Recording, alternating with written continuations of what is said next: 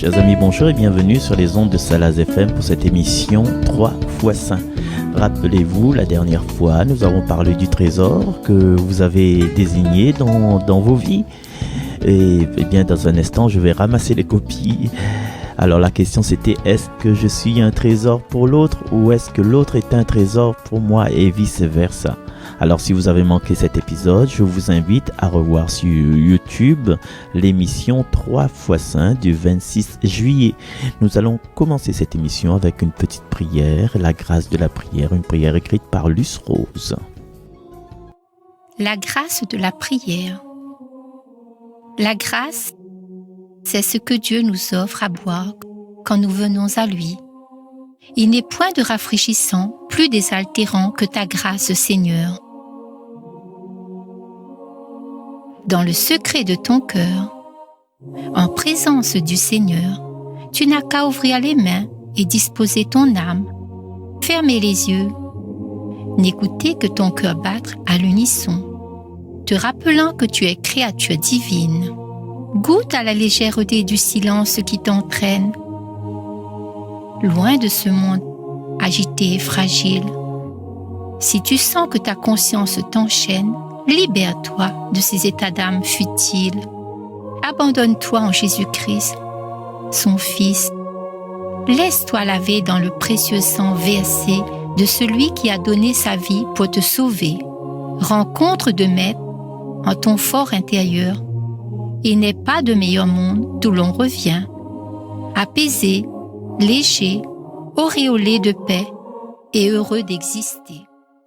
Aujourd'hui, dans la liturgie et notamment dans le livre d'Isaïe de la première lecture, le Seigneur nous invite à l'abondance. Il y a de l'eau. En premier, oui, il y a de l'eau. Et quand les visiteurs arrivent chez toi, si tu n'as pas encore fait les courses, il y a généralement, il y a toujours un petit peu d'eau que tu pourras leur offrir et dire « Ah, j'ai pas grand-chose, j'ai pas acheté, mon frigidaire est vide. Est-ce que je peux t'offrir de l'eau ?» Même si c'était de l'eau pour plumer la volaille, ou bien pour faire la vaisselle ou faire ta toilette, tu peux proposer cette eau quand même si tu n'as pas encore plumé la volaille, faire la vaisselle ou faire ta toilette avec cette eau-là, bien sûr. Et souvent, on entend des personnes se lamenter, elles disent qu'après une journée de travail ou quand elles traversent des épreuves, quand elles traversent un stress, un deuil, une séparation, ou bien quand ils ont dans la tête la pensée d'un enfant qui est hospitalisé, ces personnes disent « Ah, je n'ai rien à donner en tant qu'énergie ». Et ces personnes disent aussi « Moi, je suis comme sur la radio, je ne reçois, je ne déplace pas ». On est tout simplement fermé pour cause inventer dans son cœur, dans sa tête. Mais vous savez, tant qu'il y a de la vie, comme on dit, tant qu'il y a de la vie, il y a de l'espoir. Même si on traverse un moment de baisse de tension, de baisse d'énergie, le Seigneur nous invite toujours à la joie. Et dans la première lecture, il nous donne du vin. Mais le vin, c'est pour les grands. Il nous donne du lait. Le lait, c'est pour le petit. Donc, toutes les personnes sont invitées à cette joie du Seigneur. Et c'est sans argent, sans rien payer. Qu'est-ce qu'il faut faire, nous, pour profiter de cette promotion, pour profiter de ce solde que nous donne le Seigneur tous les jours? Il le dit, écoutez-moi bien, prêtez l'oreille, venez à moi, écoutez et vous vivrez. Ainsi, chacun de nous, attaché à sa parole, attaché à transporter sa parole, avoir sa parole en nous, on peut prétendre à un puits d'abondance inestimable, comme ça, une corne d'abondance, une boîte incroyable, un coffre, un trésor comme la fois dernière. Mais il y a ce petit effort d'écoute qu'il faut faire. Et puis chacun de nos gestes, chacun de nos efforts sera un geste qui fait vivre. Nous écoutons ce chant sur les ondes de Radio Salaz.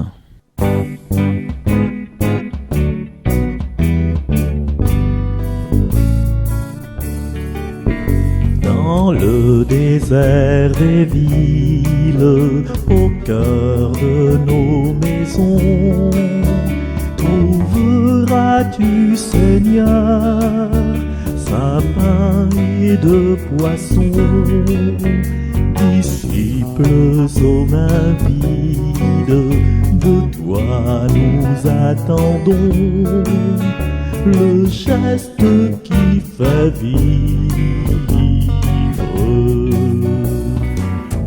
Ouvre nos cœurs et nous verrons le pain rompu pour le partage.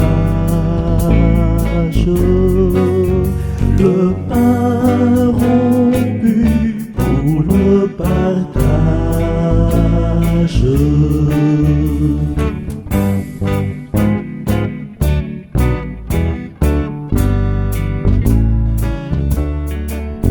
Sors-nous des voies stériles de l'homme à l'abandon.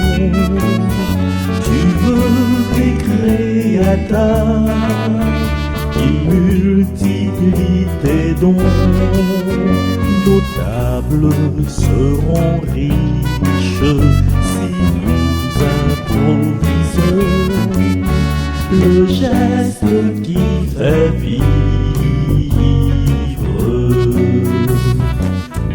Ouvre nos cœurs et nous verrons le pain rompu pour le partage. Le pain rompu pour le partage.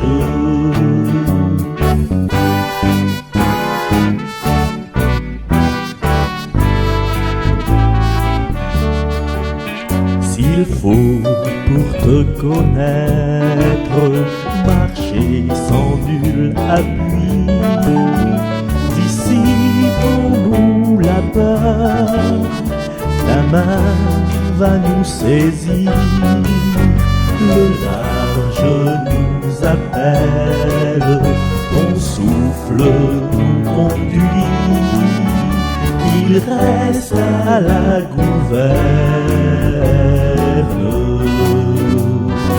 Viens dans nos barques et nous irons vers l'inconnu de ton rivage, vers l'inconnu de ton rivage.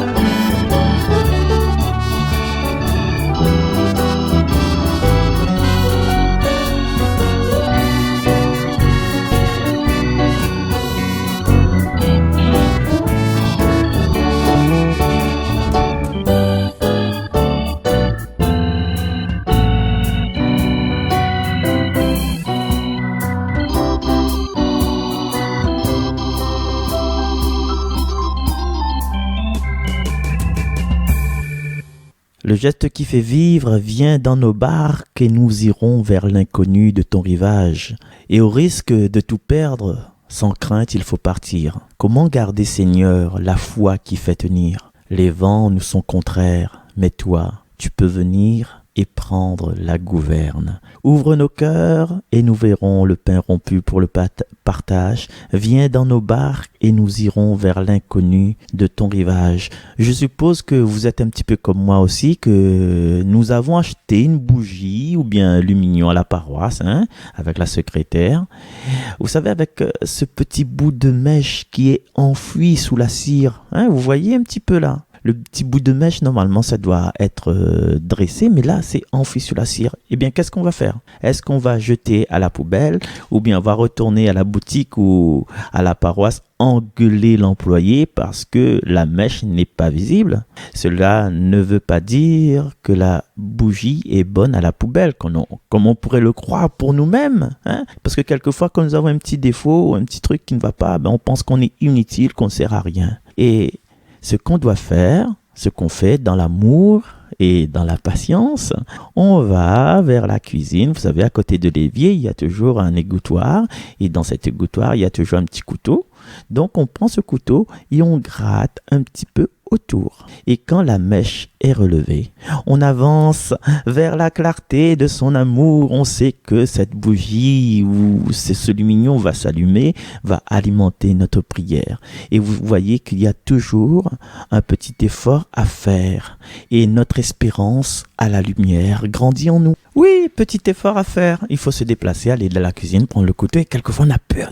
Couteau, attention, ça va nous faire mal. Ça va nous égratigner. Ça va nous faire des cicatrices. Mais finalement, quelquefois, le couteau, il nous sert à nous préparer à briller pour les autres. Et malgré, dans un premier temps, où on se croyait inutile, on se croyait ne servir à rien, eh bien, on remarque que si nous faisons un petit effort, un simple effort de notre côté, sans peur, sans haine, avec plein d'espérance, on voit bien que le Seigneur ne nous a pas abandonnés, comme on aurait pu le croire dans un premier temps. Première leçon de cette liturgie, il est là. Oui, le Seigneur est là. Et à nous de gratter un petit peu, à nous de faire cet effort, peut-être de nous blesser, croire qu'on sera blessé dans un premier temps. C'est le premier petit pas qu'il nous faut faire pour que le Seigneur puisse nous préparer à sa louange, à sa révélation et à éclairer le monde. Et cette certitude de sa présence est soulignée par le psaume. Il ouvre les mains, nous voici rassasiés. Et dans cette présence fidèle du Seigneur, c'est à nous d'accueillir ce qui nous est offert. Lui, il ouvre les mains tout le temps, il ouvre les mains. Et nous devons ouvrir nos mains aussi en dessous, pour pouvoir recueillir l'eau de son abondance.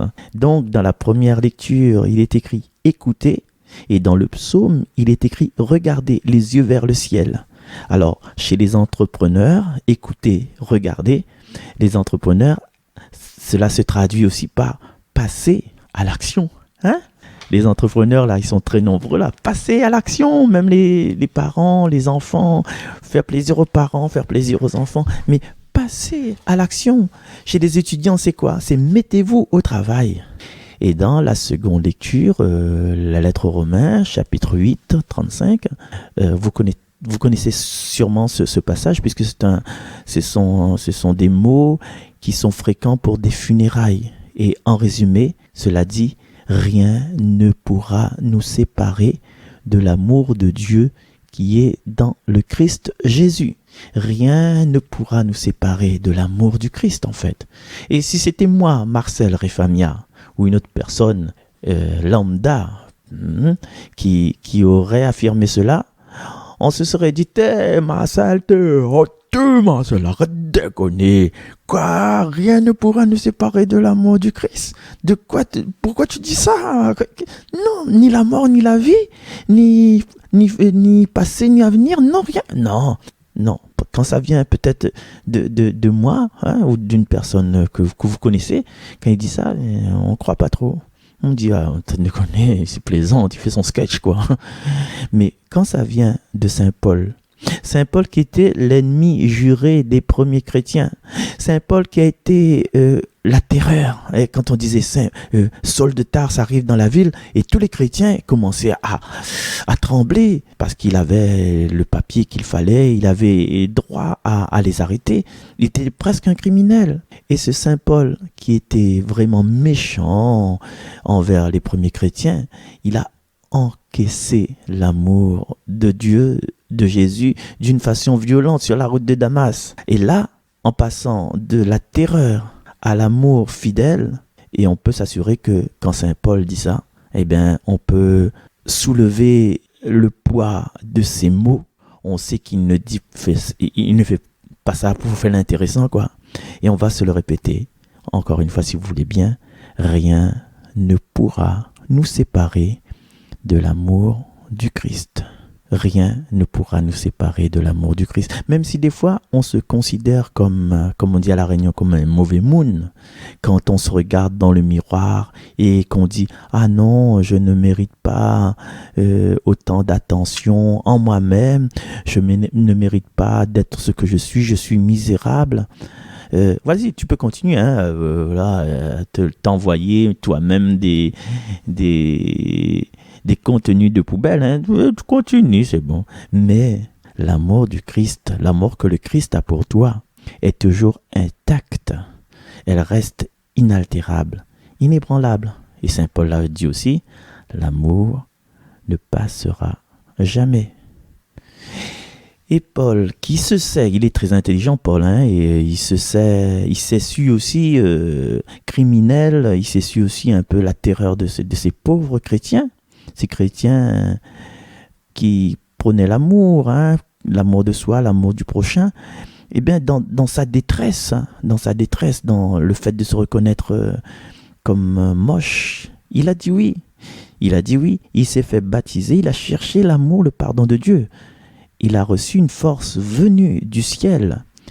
Et le Dieu qui est venu lui proposer sa paix, cette force vient du ciel. Alors si vous voulez, pendant un instant, on va se tourner un petit coup vers le ciel, au plus haut du ciel, la gloire de Dieu sur toute la terre, aux hommes, la paix dans nos cœurs.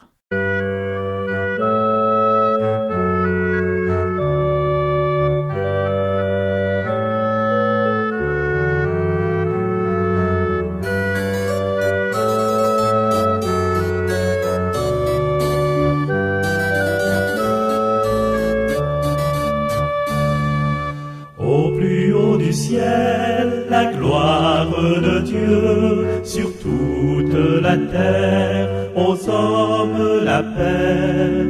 Au plus haut du ciel, la gloire de Dieu sur toute la terre, aux hommes la paix. Jusqu'aux cieux, ta splendeur est chantée par la bouche des du ciel, la gloire de Dieu sur toute la terre, aux hommes la paix. Au plus haut du ciel, la gloire de Dieu sur toute la terre, aux hommes la paix. Qui donc est l'homme pour que tu penses à lui? Qui donc est l'homme pour que tu l'aimes? Plus haut du ciel, la gloire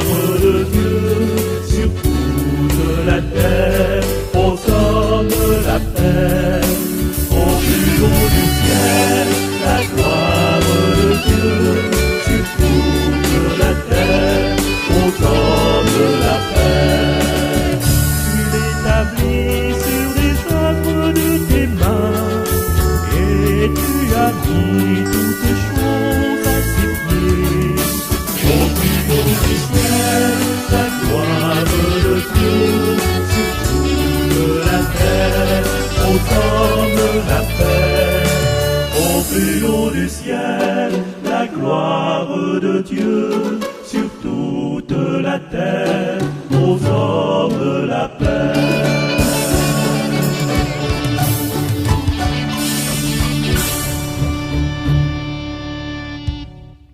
Alors, retour dans notre émission 3x5 sur les ondes de Salaz FM. Merci Cathy, merci Chris, merci toute l'équipe de m'accueillir. Merci Chantal aussi, cousine. Et là, en fait, on a parlé de la première lecture, du psaume, un petit peu de la seconde lecture. Et là, avant d'attaquer entre guillemets l'évangile, j'aurais une petite confidence à vous faire, une joie à partager. C'est de vous dire que peut-être la semaine prochaine et pendant plusieurs mois, et j'espère aussi plusieurs années, je vais m'organiser autrement pour ces émissions. Peut-être que je vais vous quitter aussi. Parce que figurez-vous que, voilà, je vous dis ça, et je n'ai pas encore parlé avec Cathy, hein, ni avec les autres personnes avec qui je travaille. Hein. En effet, moi, j'ai eu cette joie de recevoir un email qui m'annonce que j'étais l'heureux unique gagnant d'une cagnotte de 5 000 €. Voilà, et pour vous dire que la grâce de Dieu est tombée sur moi, j'ai été tiré au sort. Alors, chers amis auditeurs de Salaz FM, comprenez-moi, je vais profiter de cet argent avec ma famille, mes frères, mes sœurs, ma communauté, et je profiterai pour là où je serai, avec cette aisance, ce confort financier, de remercier le Seigneur, de prier pour vous et de m'offrir une paisible retraite, des séjours de luxe. J'achèterai peut-être une villa, j'investirai peut-être dans les startups et je participerai à des œuvres de bienfaisance, que ce soit à La Réunion ou à Mayotte ou ailleurs. Mais avec ce courriel, il est précisé que je dois débloquer des fonds auprès d'un huissier assermenté. Et pour cela, je n'aurai qu'à lui donner mes coordonnées bancaires et il débloquera ce 5 millions d'euros pour une prestation de 25,99 € seulement. Et voyez, pour disposer de ces 5 millions d'euros, les frais que l'homme assermenté, l'homme de loi, n'est qu'une brindille dans cette forêt. Alors je vous vois sourire déjà parce que sûrement chacune et chacun de nous tous, nous avons été l'unique gagnant de cette fameuse tombola. Et quand, dans le passage de l'évangile, quand Jésus a dit à ses disciples que 5 pains et 2 poissons suffiraient à nourrir 5 000 hommes, sans compter les femmes et les enfants, alors ses compagnons avaient peut-être le même état d'esprit qui nous anime devant les courriels de félicitations, de la chance, du gros lot, même dans notre courrier avec des euros. Vous avez des euros écrits dessus, félicitations. Et les disciples peut-être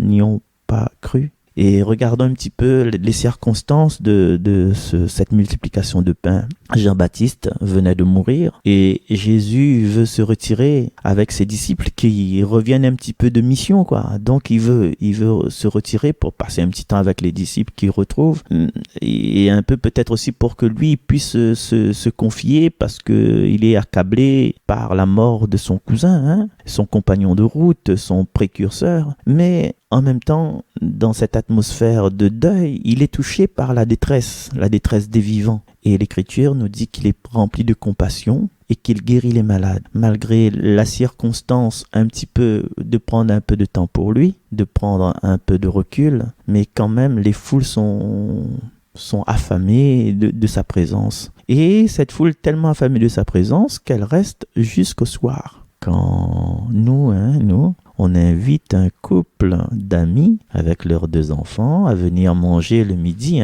Vous voyez un petit peu l'état des lieux. Et quand midi, on a bien mangé, on a pris le dessert, etc., le café, le digestif. Et quand vers 18h30, ils sont encore là. Et on regarde notre époux en hochant la tête et on s'éclipse un petit coup dans la cuisine pour décider de la stratégie à adopter pour que on n'a pas préparé, on n'a pas imaginé que cette famille resterait jusqu'au soir et donc on ne sait pas trop qu'est-ce qu'il faut faire, peut-être McDo ou Quick ou Burger King.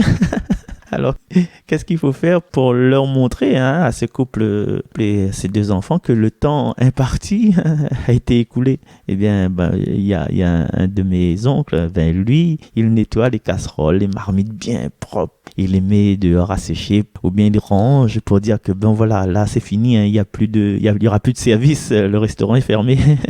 Voilà. Donc, la foule a faim, mais il y a quand même un petit problème. 5 pains. 2 poissons. Alors, dans cet évangile d'aujourd'hui, ce n'est pas écrit, mais les 5 pains et les 2 poissons sont offerts par un jeune garçon. Et vous savez que dans les 4 évangiles, il y a, je crois bien, 6 versions de la multiplication des pains. 4 dans chaque évangile, et puis encore deux autres évangiles, je crois que c'est Saint Matthieu et Saint Luc qui relatent une deuxième fois cette multiplication de pain. Pour vous dire que ce geste, cet événement ne s'est pas passé inaperçu. Alors, le peu que ce garçon avait, il l'offre au Seigneur. Il l'offre au Seigneur comme nous, on offrirait une petite force, un petit mot de prière, un dernier cri, un dernier espoir, un petit effort de dernière minute, une certitude, un petit truc, cette certitude que l'on a vue dans la lettre aux Romains, le petit effort qu'on a vu dans la première lecture. Écoutez, et petit effort aux Romains, Jésus, c'est rien ne peut séparer de lui. Et puis cette prise de conscience, ce regard que l'on doit mettre dans l'accueil de ce que le Seigneur nous donne, qui est décrit par le psaume. Et donc, ce qui nous est peut-être demandé aujourd'hui, c'est de donner le peu d'espérance qui nous reste au Seigneur. Et bien, après, il va nous combler.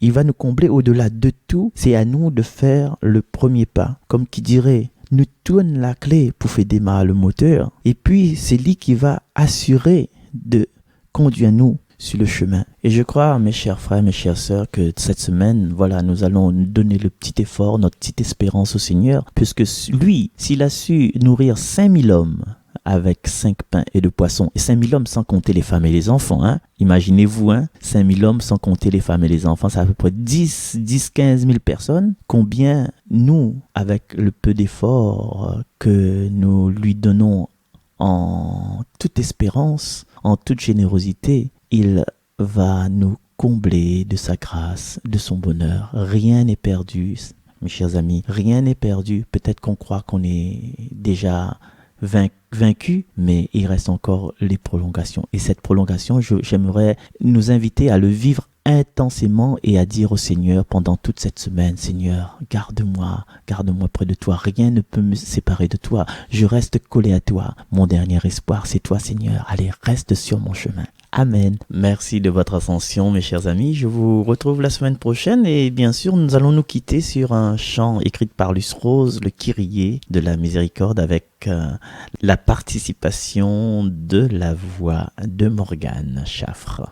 Merci, à bientôt.